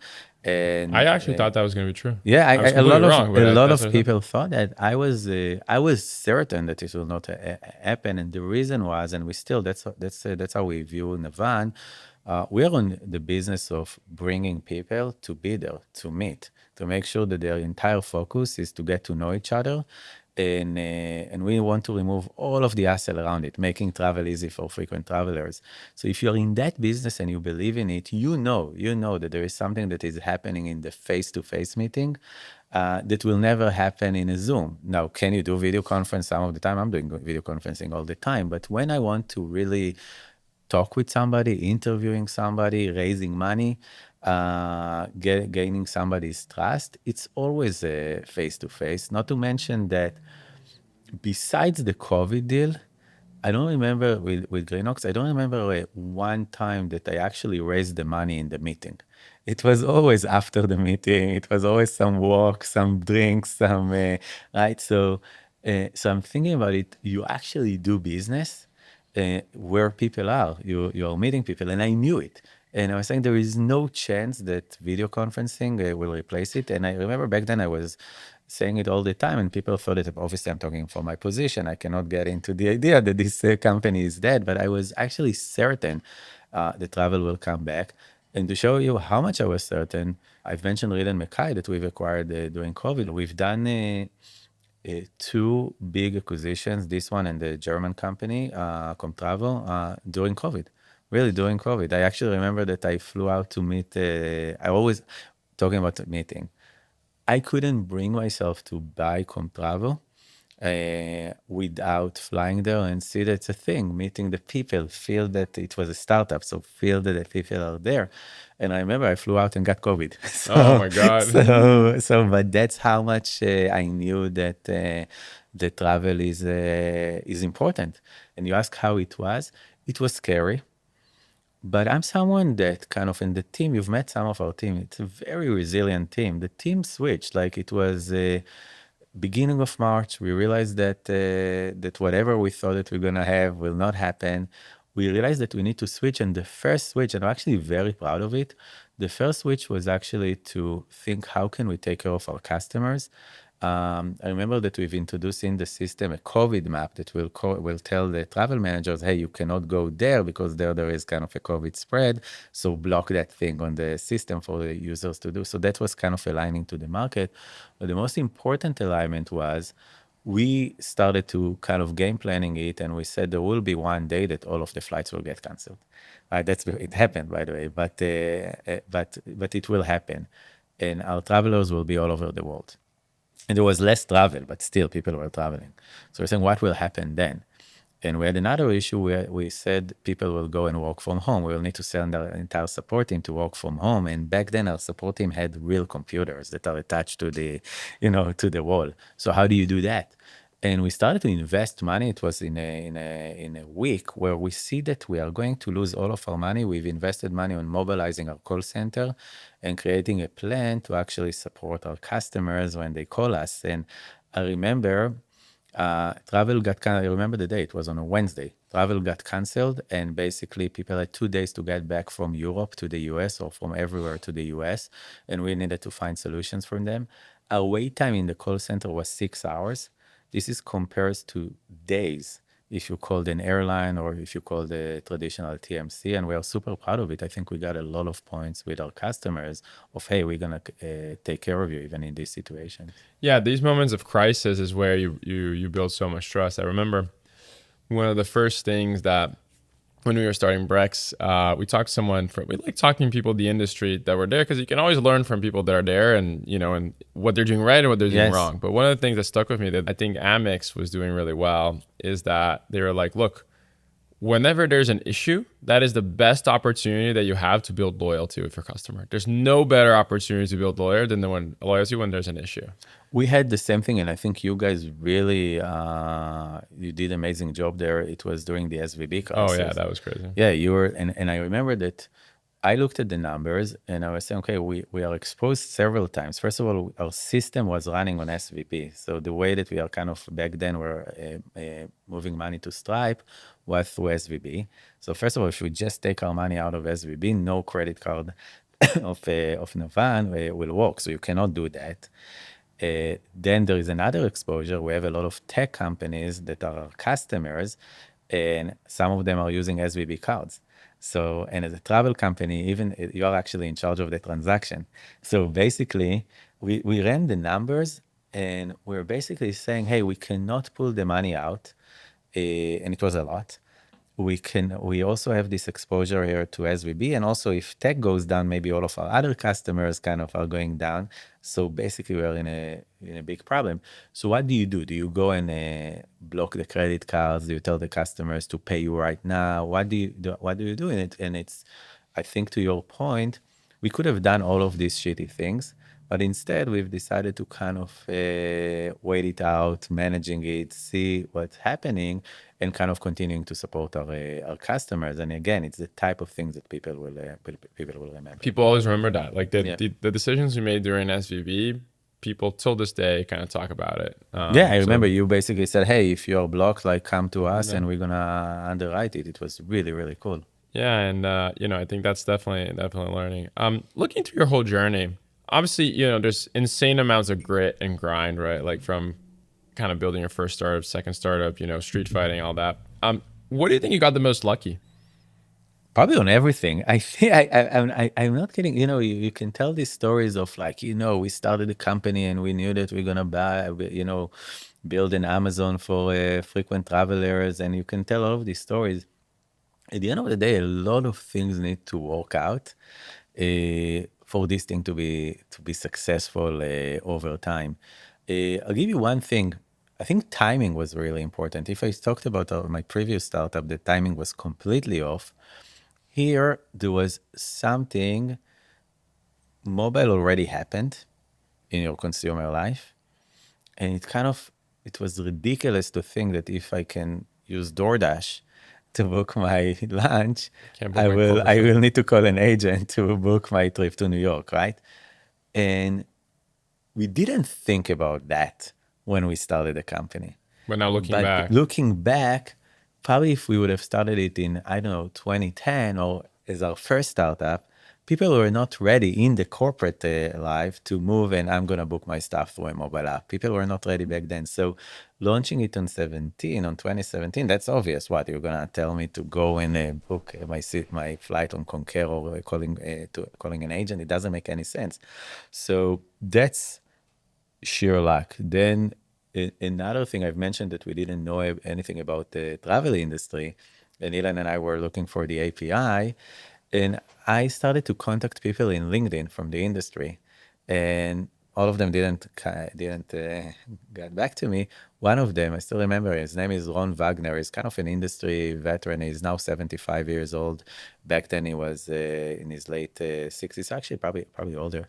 He responded, met us, and started to explain everything fulfillment to us, everything about fulfillment.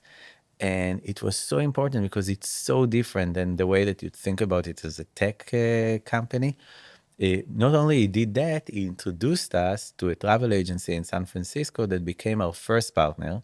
And that travel agency is heavily connected to United. So they introduced us to United that created our first airline well, partnership. And that's pure luck, this guy, I don't know, checking his LinkedIn and seeing this and agreeing to have lunch with me. And I still remember the lunch. I told him we're gonna take the entire industry, and look at me like I lost my mind. And then I told him that I don't know what GDS is, right? So in the same so I think there was a lot of moments that. By the way, you talking with, I'm not kidding. When you talked with me and introduced me to Neil, it was after after I've heard at least 20 no's from investors regarding investing in Navan, because we had this amazing pitch. We have 650 employees and we have no revenue, right? How do you raise money for that?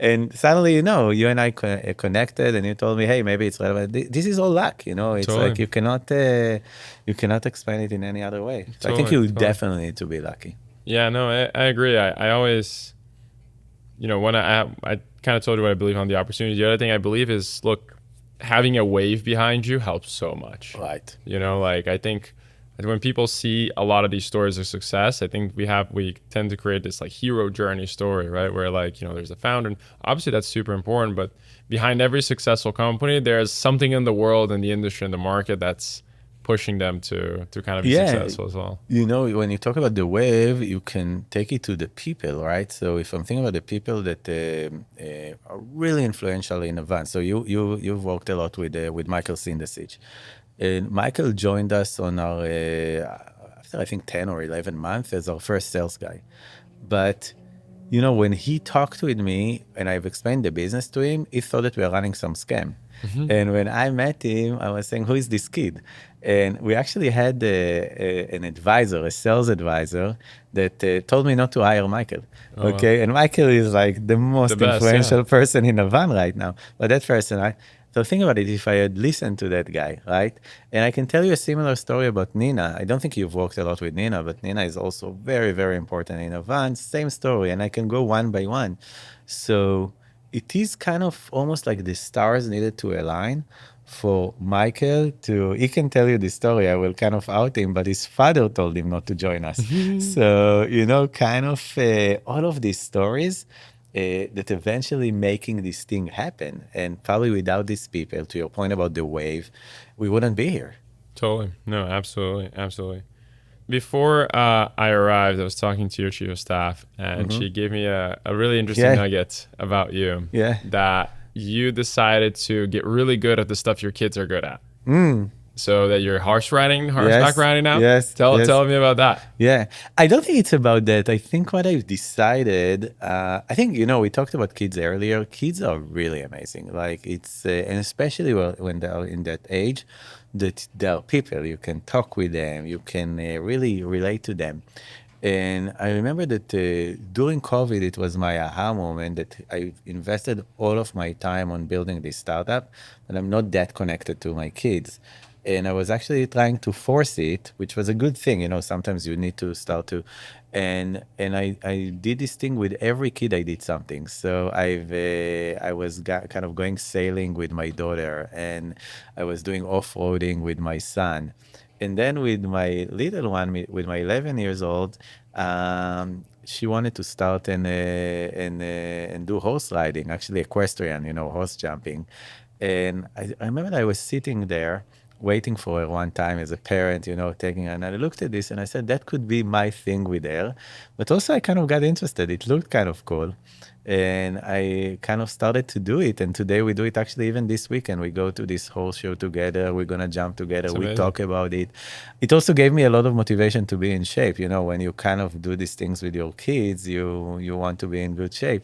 You don't want to be So like breath, exactly, like when you're exactly. going to. And so horse ride is definitely one of them. It became a thing. I really like doing it. But all of these things and just actually spending time with my kids, it's one of the things that I like to do the most.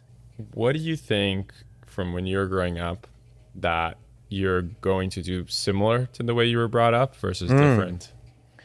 Wow, that's a really good question. Similar to different. I think I've learned early, probably not in the right way, that freedom is everything. That kind of being free, feeling free, it's something that kind of you live your life once and like be free on every aspect of your life, and that's something that I think is probably a habit that I started in. It's not even high school; it's middle school, and kind of kept it almost as a value. I want to be free. So that's something that I would want to keep, and I think I am. Probably my childhood made me at the beginning much more risk adverse. And probably taking risks is something that is very different than how I was kind of, thinking about stuff as a child. And I've learned, to do it in kind of as I was Like getting older. incentivize more risk taking. Exactly. Yeah, Yeah. yeah. Super interesting. We're going through this whole like AI moment right now, right? That everything is kind of changing. I guess like what are the things that you think about with the ever changing world? Like what are the things that make you concerned? What are the things that make you excited? Yeah. Like, Yeah, you met my girlfriend Alex earlier, and we're actually talking a lot about that. I think that you'll see a fork in a fork in the road. I think the world will become more efficient, but way colder. A lot of things will be very transactional because it makes everything so efficient. And I think there will be the opposite. I think people will look for much more experiences, for much more meeting and being together, both in your personal life, but also in your work life. People will seek the human connection because of that thing. I think we always seek human connection, but I think it will create this thing. Hey, here it's all transaction. Here it's super efficient. It's good. This efficiency is good, but I need to be with people. And I think it will create a lot of change in society, but also a lot of opportunity. So it's almost like if I'm thinking less about, Navan is becoming more and more an AI company. I mentioned our infrastructure earlier. And I think every company that wants to be alive will become an AI company. But there will be the other kind of thing. And I'm actually very fascinated on the other thing, which is how do you bring people together? How do you maintain this humanity? And I'm kind of happy that Navan has something in it, which is if we are in the business of bringing people together, you're kind of helping the other side to also be, which is the humanity side of things. Totally. I honestly, like, sometimes people email me wanting to meet up, and if it's a in-person meetup, I'm like, yeah, sure, I'll meet. If it's a Zoom, I think like 5 times before scheduling. Like I'm like, oh, I can't take another Zoom. And I'm also tired, like, I'm like, and then I do other things. So you're not really listening, and you see that other people are not listening. But for me, the AI part, it's not even about Zoom. I think how fast business travel came back, or travel generally came back, that was somewhat reaction to, it's not just Zoom, to everything COVID. I was locked in my house. I couldn't leave. I just Now want to. I want out. And I think in a way you can think about it in the same way regarding AI. If everything is like that, and I kind of get it, I want the other thing, and I'm gonna almost run to this as a human being. So I think that's kind of what we're gonna see. I think we're gonna see almost like this Zoom reaction that you're talking about. I don't want to do this Zoom meeting, but I'll be happy to meet with you. I think that you'll see generally of people looking to kind of fulfill themselves, experiences. We talked about sports earlier, doing these things, being in nature, meeting. I think in the last like few years, you see like, I don't know, a huge explosion in raving. I think you are also kind of, there is a reason for that. People are looking for the other side, for the other kind of more humane side. Totally. No, I 100% agree with that. I think people are wanting to get even more together in the world of AI, but AI is making everything easy, Yes. in between. Getting there, what you guys said, is like, don't worry about getting there, just enjoy Just being there. Yeah. But I think it also, when I told you we take 6 minutes to book a trip, or most of the trips are being changed by a click of a button, it free up time. And from an employer perspective, it frees up time for you to sell more, right? So that's kind of what we sell. But if you think about the entire AI revolution, we'll work less, right? I'm like a lot of the things that I'm thinking about, how am I doing decks today? I'm describing to ChatGPT what I want to do, and this thing is doing it for me. How do I answer emails? The same thing, right? All of these things. So I actually have more time as a CEO, but I think everybody, will have more time because they'll start to use it like one way or the other. And this time, assuming that, GDP will continue to grow because it's more efficient, obviously you'll need to find different mechanisms to give people wealth. But once they'll have time and wealth, because GDP is bigger, I can see only experiences, like people, having fun. I think it will happen because, 100%. yeah. I 100% agree. So you mentioned it. What are the kind of ways you're using AI today in your kind of just to do work or your personal life, like with ChatGPT and others, that it's most surprising to you? They're like, oh, I didn't think when this first came out, I was going to use it for this. I think there is, when ChatGPT came, I didn't realize that they will also personalize it. So basically, I thought that they will separate me. I was naive. I thought that they will separate me from the information that I'm getting, right? So I kind of viewed it as it's a nicer search, right? It's kind of summarizing what Google would have given me. I think because it's so personalized, it's every day I'm surprised. I was asking, what is the best 5 hotels in Barcelona? I'm going to Barcelona. What are the hotels that I need to? And I got an answer. But in the answer, I could see that it was not only, the usual stuff, I prefer boutique hotels and hotels in whatever area and all of this. It also touched personal aspects of my life. And he told me, you better stay in this hotel because you prefer that thing, right? It was so surprising to me. And this thing encouraged me to continue to open up, to ChatGPT. So it's almost becoming kind of another human being that you're interacting with. That knows you so well. That knows you so well, probably more than anybody else. And you can claim that Google knew me in the same way, but they've never demonstrated it, right? And it felt, you didn't know that was happening with Google. Exactly. You didn't know. I don't think they never took it further to, I know you. This thing is telling me I know you. And there is something that's surprising me about that every day, actually. This thing inspires me to think about what can I do for travelers, for frequent travelers, with that amazing technology. For me, it was I use it to get feedback on my ideas a lot. So I think before I would have an idea, I would have to go find an expert in the field, or something, or I would show if I'm doing a fundraising deck, I'm sure to an investor. Now, like I asked ChatGPT, he's like, hey, this is my idea, describe in a lot of detail. And like, just give me the bull case, the bear case, like what will be the counter arguments? Like, and it's just like so good for, You know that I was doing the same thing, and that's why I was, a lot of people are asking, will it replace travel agents or support agents or whatever? When we did our annual planning, I was actually giving ChatGPT our kind of board decks, and also our numbers from 2 years ago, I last did the year, same and thing. I asked it, what should be the goals that I'm putting for the team for this year?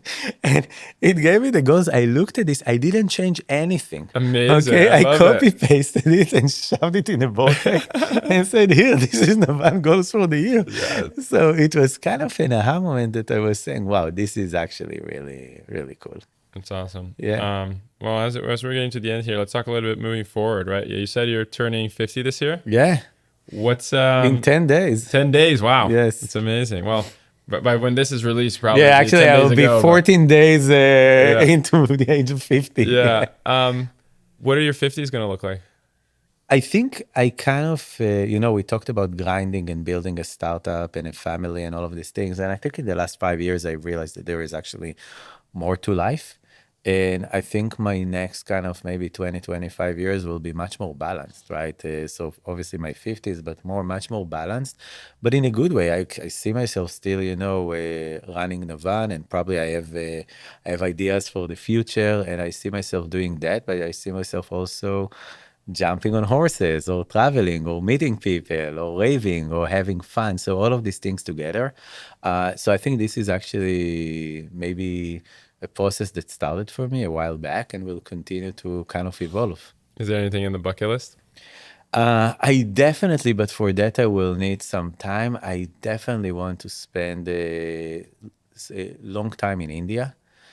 We've done last year. We've done. I think you did something similar in Japan, but we did a Kundalini yoga training in Rishikesh in the same time that you're doing your, I think, silence That's right, retreat yeah. in India and in Japan. Japan.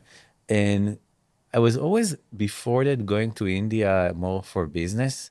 So kind of saw India, but not really. And then suddenly I saw another aspect of India, really got fascinated by that and would like to probably spend like, several months there, kind of getting deeper. So that's definitely in the bucket list.